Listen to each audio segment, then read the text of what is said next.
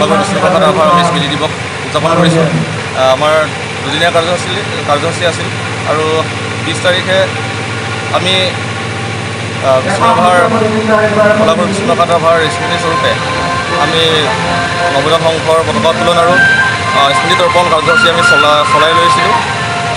আৰু বিশেষ কাৰণবশতঃ প্ৰতিযোগিতাসমূহ আমি 20 তাৰিখে পালন কৰিবলৈ পৰা নাছিলোঁ।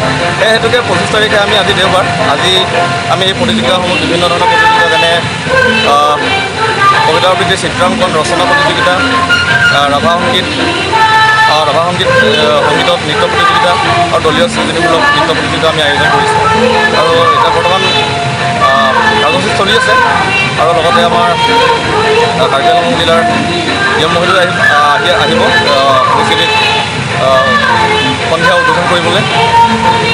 বাকী আমাৰ সাংস্কৃতিক সন্ধিয়াৰ আমন্ত্ৰিত শিল্পীৰ দ্বাৰা আমাৰ গীতৰ শৰাই আগবঢ়াব। আমাৰ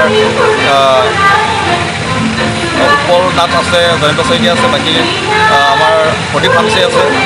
তেওঁলোকে আজি সাংস্কৃতিক সন্ধিয়াটো তেওঁলোকে গীতৰ শৰাই আগবঢ়াব।